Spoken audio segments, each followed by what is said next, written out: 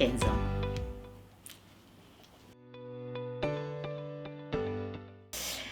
J'ai commencé une dizaine et après quand j'ai eu 18-20 ans, je suis passée à un paquet par jour.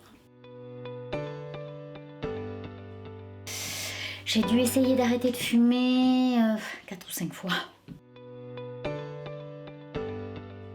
J'ai essayé plusieurs fois d'arrêter de fumer avec les patchs. J'ai eu un déclic un jour en retrouvant une amie que j'avais pas vue depuis longtemps, qui était comme moi une grosse fumeuse. Et cette fille, elle était rayonnante. Et je me suis dit, mais qu'est-ce que tu as fait quoi? Et elle me dit, j'ai arrêté de fumer, ça fait 3 mois. Je lui dis, bah, écoute, moi aussi j'ai essayé d'arrêter de fumer, mais j'y arrive pas, qu'est-ce que tu pourrais me conseiller? Elle me dit, j'ai des nicorettes dans la poche, dans mes affaires. Tout le temps j'ai des nicorettes. Et si j'ai envie de ce contact à la bouche, je prends une nicorette. Et elle m'a dit, si tu as envie d'arrêter, je te donne une plaquette de suite et tu iras t'en acheter dès que tu auras un moment. Et j'ai attaqué la nicorette et je pense que c'est ça qui a été pour moi un déclic.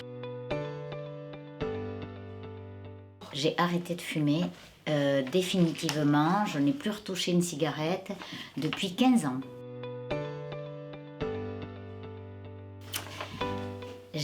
À chaque fois que j'essayais d'arrêter, puisque j'ai commencé à essayer d'arrêter vers l'âge de 35 ans, et souvent c'était avec les patchs, et j'ai profité aussi du dispositif qui était proposé par la médecine du travail.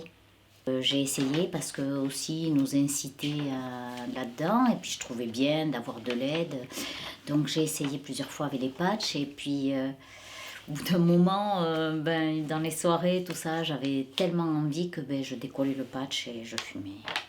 Et puis après, je me suis dit, c'est quand même cher, le patch et les cigarettes. Donc j'ai arrêté le patch jusqu'au jour où j'ai eu un déclic. Je me sens, pour faire du sport, tout ça, je me sens plus à l'aise, je me sens moins essoufflée.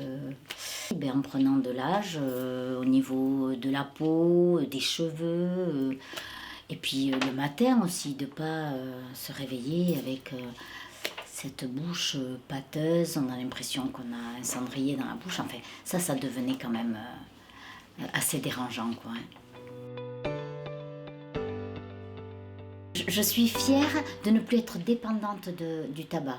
Je suis fière de passer devant un bureau de tabac le dimanche et de plus être là à faire la queue parce que j'appréhendais quand il allait y avoir le week-end, quand il allait y avoir une soirée ou un truc comme ça. Je me disais, est-ce que j'en ai assez pour le week-end? Et je me suis sentie libérée. Ça pour moi, c'était vachement important. Après, les satisfactions, c'est de me sentir libérée. Si j'ai une mauvaise passe dans ma vie ou si j'ai un coup dur, j'ai peur de replonger. Ouais, j'ai peur. Parce que j'ai quand même beaucoup fumé et que quelque part ça me détendait.